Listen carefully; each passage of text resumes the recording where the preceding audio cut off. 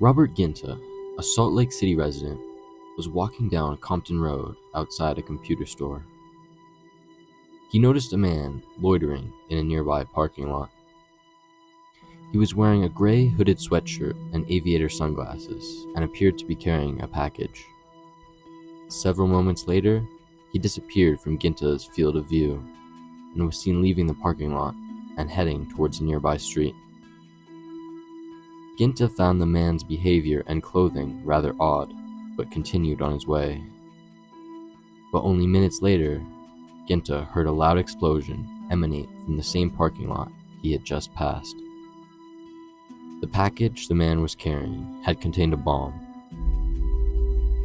and is just one of many delivered to various victims as a part of a targeted mail bombing campaign that led to the biggest manhunt in FBI history. This man is Ted Kaczynski, otherwise known as the Unabomber, and this is his story.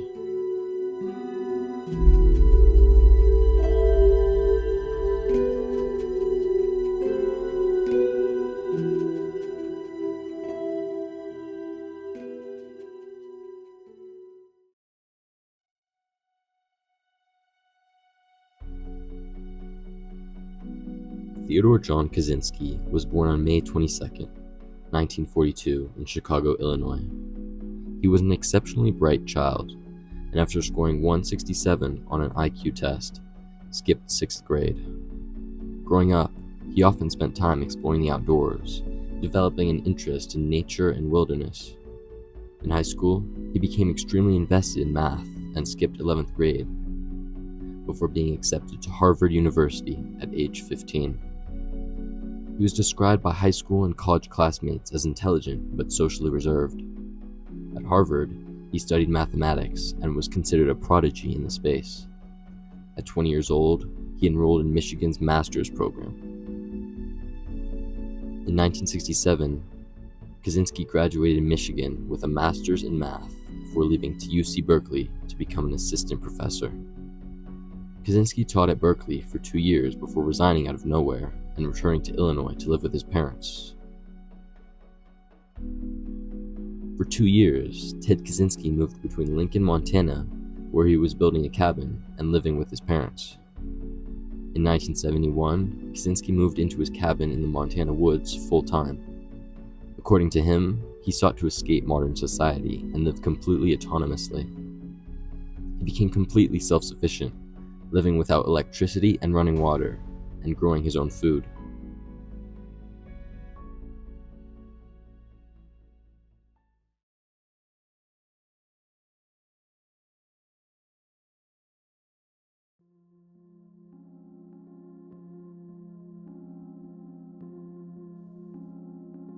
In the mid-1970s, Kaczynski began to collect wires, batteries, metal scraps, and other items, and crafted his first homemade bomb. On May 25th, 1978, he delivered it in the form of a package to engineering professor Buckley Christ. The bomb exploded upon its opening, injuring both Christ and a police officer. Kaczynski viewed technology as one of the great evils in society, and scientists and engineers were the leaders of technology.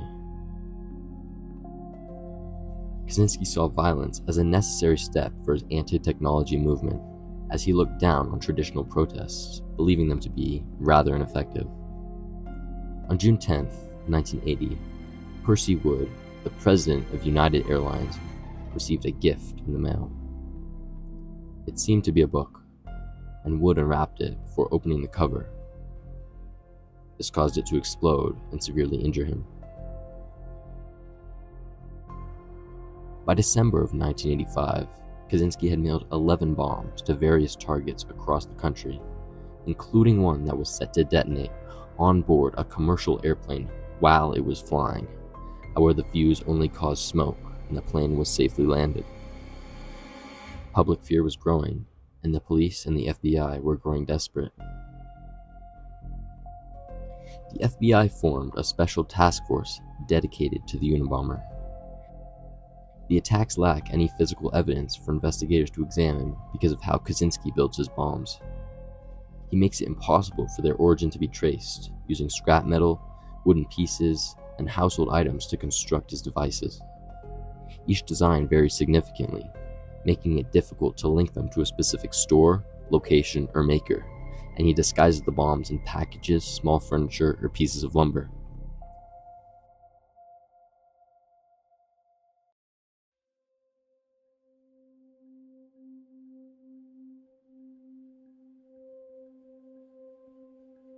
On February 20th, 1987, Ted Kaczynski makes a crucial mistake. He leaves a witness. Robert Ginta, a Salt Lake City resident, was walking down Compton Road outside a computer store. He noticed a man loitering in a nearby parking lot. He was wearing a gray hooded sweatshirt and aviator sunglasses and appeared to be carrying a package. Several moments later, he disappeared from Ginta's field of view and was seen leaving the parking lot and heading towards a nearby street. Ginta found the man's behavior and clothing rather odd, but continued on his way. Later, a bomb detonates in that same parking lot, sending 200 pieces of shrapnel into the body of store owner Gary Wright and causing severe nerve damage to his left arm. The witness goes to authorities and describes the man they saw to the police. And within a few days, this sketch is circulating news publications throughout the country. After 9 years, the FBI finally has a lead on the Unabomber.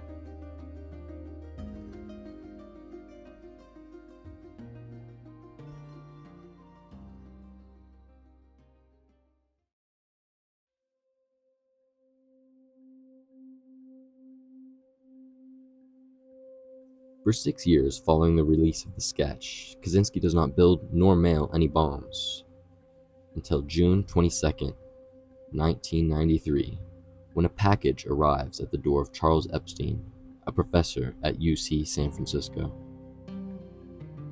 Epstein opened it, causing it to explode in his hands and blowing off several of his fingers.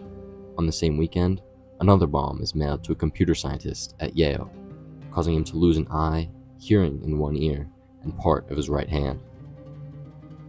Kaczynski's bombs are getting increasingly advanced as he builds more and more of them. He leaves false clues in most of his bombs, writing the initials RV and FC on 2 of the bombs that didn't explode. But they're also getting more dangerous. On December 10th, 1994, Thomas Mosser, an advertising executive who had helped repair Exxon's public image after the Exxon Valdez oil spill, returned from a business trip to his home in New Jersey, and after greeting his wife, began to look through his mail. He found a package addressed to his former employer. Although the sender had spelled the company's name incorrectly, he opens the package. It explodes, sending razor blades and nails into his stomach, killing him instantly.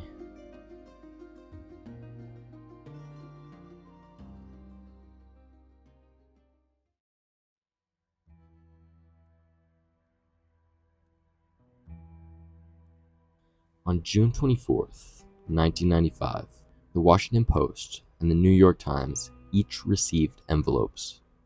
These contained a 35,000-word manifesto titled Industrial Society and Its Future. It offered a justification for why the Unabomber chose specific targets, as well as a critique of modern technology. The Unabomber viewed university professors and airlines as advancing research that contributed to the growth of technology, which he believed was harmful to human freedom, as well as destroying the environment. The author believed that a growing reliance on things like computers, cars, airlines, or any other sort of tech took away from natural human freedoms. According to the Unabomber, the rise of government and artificial intelligence, which did exist in a basic form during Kaczynski's time, would lead to a greater control over individuals. It was accompanied by a letter that demanded the essay be published in either the New York Times for the Washington Post and threatened to continue the mail bombing campaign if these demands weren't met. Following the reception of the letter, FBI Director Louis Freeh immediately got in contact with Attorney General Janet Reno and the publications to discuss how to respond to the demands. Media outlets were worried about setting a dangerous precedent around submitting to terrorist demands and argued against the publication of the manifesto. On the other hand, Attorney General Reno and the FBI believed that publicizing the manifesto would not only stop the bombings, but also potentially allow for someone to recognize its author. Although the media outlets were concerned about the ethical implications of giving in to terrorist demands, they were persuaded by the FBI's argument that publishing the manifesto might provide information that could help identify the Unabomber.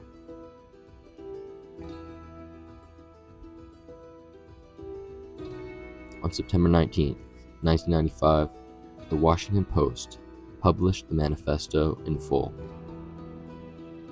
Following the publication of the manifesto, the FBI received thousands of tips from the public, most of which were dead ends.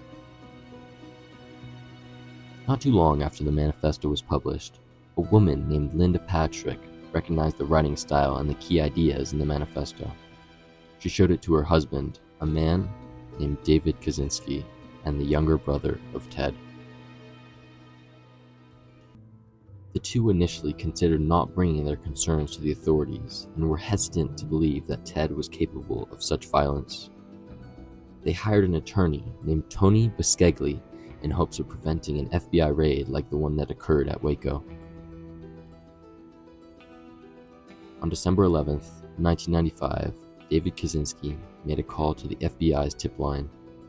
He explained that his brother's writing was similar to the style in the manifesto published by the Washington Post, and that he suspected his brother of being the Unabomber.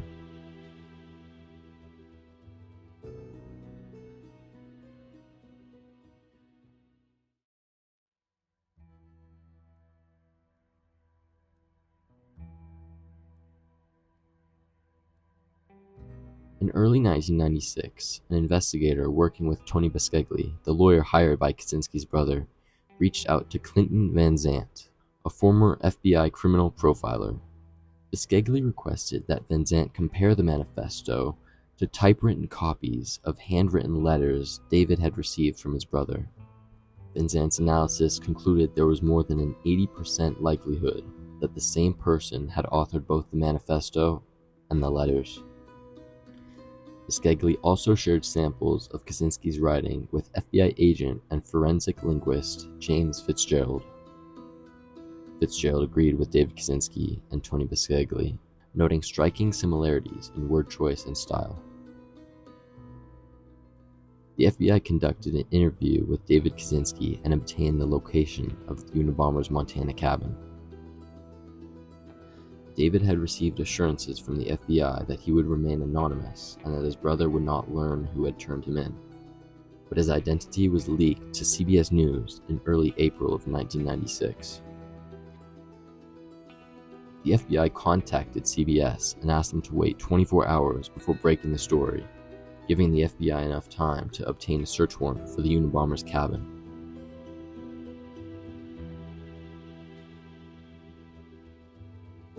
On April 3, 1996, FBI agents raided Ted Kaczynski's cabin and arrested him under suspicion of being the Unabomber. They searched the property and discovered a hidden stash of bomb-making materials, a journal with information on how the bombs were made, as well as a live bomb ready to be mailed out. They also found what appeared to be the original copy of Industrial Society and Its Future, Kaczynski's manifesto. Kaczynski was indicted by a federal grand jury in June of 1996 on several charges, including 3 counts of first-degree premeditated murder. The events leading up to the trial were somewhat messy and involved Kaczynski's lawyers attempting to plead insanity. Kaczynski opposed this, believing it would discredit his essay and portray him as mentally ill rather than as a political activist, and tried to get his lawyers dismissed. The court denied his request after ruling that he was mentally competent to stand trial.